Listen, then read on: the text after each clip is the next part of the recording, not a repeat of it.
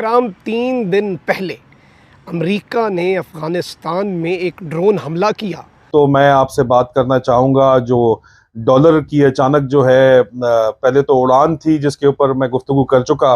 अब डॉलर अचानक जो है ड्रोन हमला होता है और ड्रोन हमले के फ़ौरन बाद डॉलर नीचे आता है अगले दिन ही। इसके ऊपर मैं ज़रूर बात करना चाहूँगा जो मैं कर सकता हूँ और जो पहले ही बात हो भी चुकी है।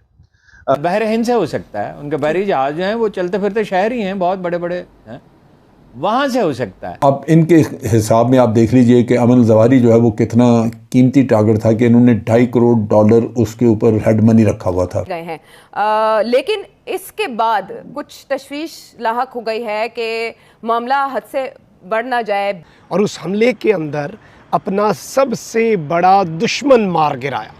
इसका जश्न अमेरिका में मनाया जा रहा है।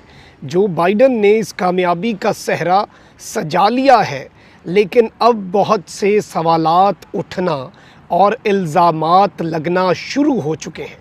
क्या रिजीम चेंज ऑपरेशन जिस मकसद के लिए किया गया था वो मकसद पूरा हो चुका है?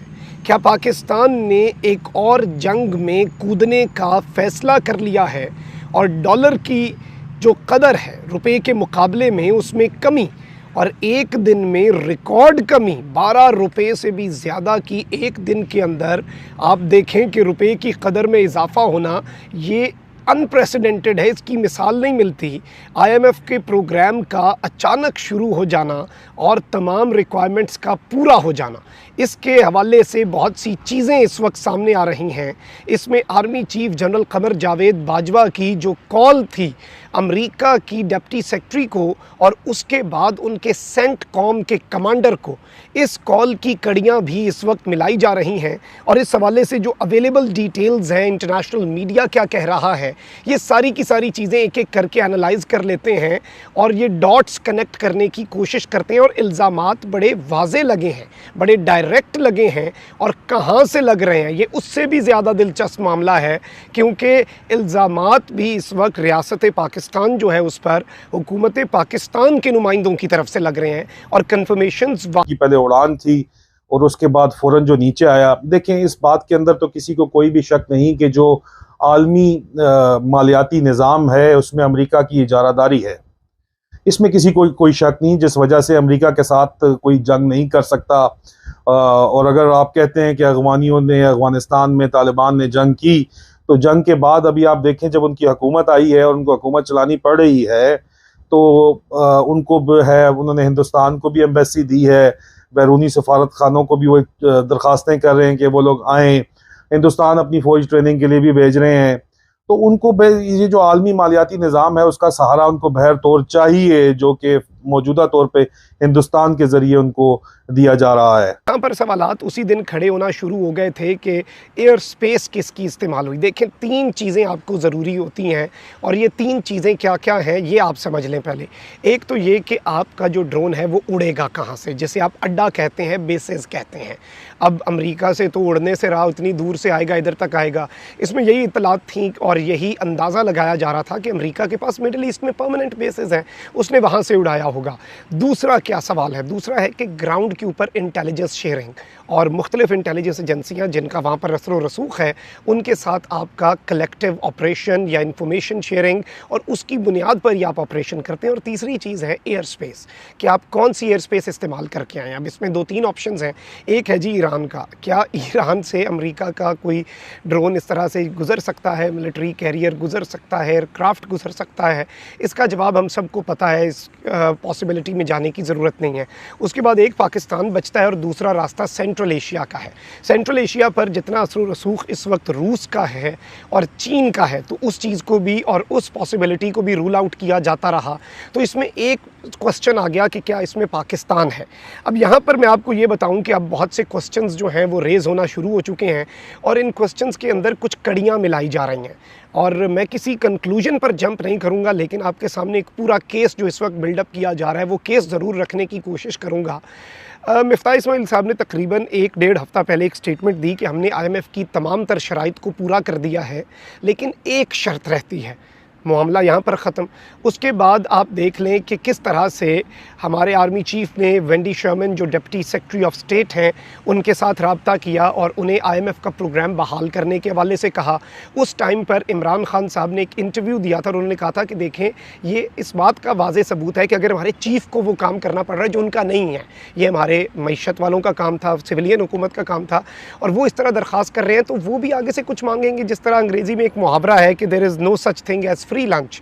وہ لیکن یہ تو ظاہر ہے کہ اگر وہاں سے ہوا ہے تو پاکستان کی فضائی حدود استعمال ہوئی ہیں. اب ایک سوال رہ جاتا ہے جی کیا انہوں نے اجازت لی یا نہیں لی؟ تو انہوں نے جب اسامہ بن لادن پہ کیا تھا تو انہوں نے اجازت تو نہیں لی تھی. اب وہ تو کوئی اس کی تفصیلات تو راز نہیں ہے, جن چیزوں پہ اتفاق رہا ہے اس میں یہ ہے کہ انہوں نے اجازت نہیں لی تھی. ٹھیک ہے. تو اسی طرح جب اسامہ بن لادن کے کیمپ پہ حملہ کیا تھا تو جس وقت حملہ ہو چکا تھا تو اسی وقت یا اس سے چند لمحے پہلے اطلاع دی تھی. یعنی جب وہ انہوں نے حملہ کیا اسامہ بن لادن والا تو جنرل کیانی نے بہت ناپسندیدگی کا اظہار کیا اور یہ کہا کہ ایسا ایک واقعہ اور ہو گیا تو پاکستان اور امریکہ کے تعلقات ہی ختم ہو جائیں گے.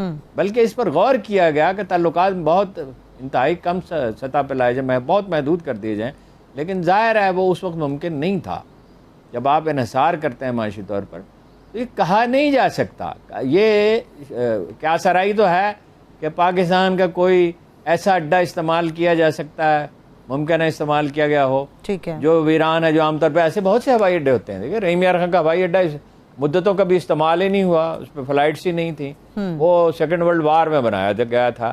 ایسے اڈے ہوتے ہیں جو ضرورتاً بنائے جاتے ہیں اور استعمال نہیں ہوتے, بس وہ اس کی معمولی سی مینٹیننس ہوتی رہتی ہے کہ ضرورت پڑے تو استعمال کر لیے جائیں. لیکن ہم کیا سرائی کی بنیاد پہ کوئی رائے تو نہیں دے سکتے. ٹھیک.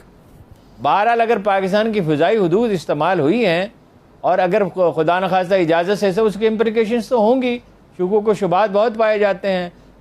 امریکیوں نے اگر پیسے کی لالچ صرف ہوتی تو ایمن الزواری کو کوئی پکڑوا دیتا ان میں سے, جہاں لوگوں کو پتہ تھا تو $2.5 کروڑ مانگتے ہیں. لیکن وہاں پہ ایسی بات نہیں, اور غالباً اندازہ یہ ہے کہ وہ شاید ایمن الزواری ہو بھی نہ. لیکن بہر صورت امریکیوں نے کلیم کیا, انہوں نے کہا جی وہ بالکنی میں نکلا, ہم نے بالکنی پہ میزائل مارا اور اس کو مار دیا, ختم کر دیا. بڑی فتح منائی انہوں نے, اور بائیڈن نے پورے امریکہ میں نیشنل ہک اپ پہ آ کے تو اس نے اعلان کیا. غالباً وہ کریڈٹ لینا چاہتا تھا کہ اوباما کے دور میں ہم نے کلیم کیا تھا اسامہ بن لادن کا, اور اب یہ, اور پھر کوئی اس کے بعد سے امریکہ میں ٹیررزم کا واقعہ نہیں ہوا. لیکن اس نے کہا جی امریکہ کو جس چیز سے بھی خطرہ ہم اس کو ختم کریں گے. ایمن الزواری سے خطرہ تھا, یہ ایک ٹیررسٹ تھا, ہمیں اس سے بہت خطرہ تھا. سب جھوٹ. بہر صورت یہ واقعہ اب یہاں پہ ہوا, اور اس میں ایمن الزواری کو مار کے انہوں نے بڑا مارکا کیا. طالبان نے ذبیح المجاہد جو ان کے ہیں ترجمان, اس نے اس کی مذمت بھی کی ہے کہ یہ ڈرون فائر کیا انہوں نے یہاں پہ کابل میں, اور انہوں نے کہا کہ یہ انٹرنیشنل لاء کی خلاف ورزی ہے. ہیومن رائٹس ہوں یا انٹرنیشنل لاء کی خلاف ورزی ہو, امریکہ ماہر اس کام میں وہ کرتا ہے, لیکن دنیا میں ہر جگہ انگلی اٹھاتا ہے کہ یہ فلاں نے یہ قانون توڑا. بگڑ نہ جائے جسے کنٹین کرنے کی کوشش کی جا رہی تھی, اس میں پاکستان تحریک انصاف کے نیریٹو کے لیے, سازش والے نیریٹو کے لیے کیا ہے اور پاکستان کے لیے کیا ہے ایز اے کنٹری؟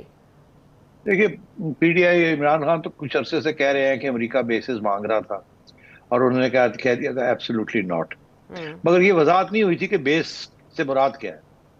جو ایکچولی جو امریکہ مانگ رہا تھا وہ یہ تھا کہ بھئی ہمارے جہازوں کو جب ہماری ضرورت پڑے ان کے ٹیررزم کو ختم کرنے کے لیے افغانستان میں, کیونکہ وہاں القاعدہ بیٹھی ہے, وہاں داعش بیٹھی ہے, تو ان کے خلاف کارروائی کرنے کے لیے ہمیں اجازت ملنی چاہیے کہ ہمارے جہاز جو ہیں وہ پاکستان کوریڈور کو مل جائے, کہ پاکستان کی اجازت کے ساتھ شیئرنگ آف انفارمیشن, ٹیررزم کے خلاف کسی ملک کو ڈیسٹیبلائز نہیں کرنا, ٹیررزم کے پیچھے جانا, یہ ہمیں اجازت دے دی جائے. اس کو خان صاحب نے اس کو بیس بنا کے اور ایک پورا بیانیہ بنا دیا جو بے زیادتی کی. جے ہند, نمسکار. جیسا کہ آپ کو پتا ہے القاعدہ کا چیف الجواہری امریکہ نے ڈرون حملے میں مار گرایا ہے.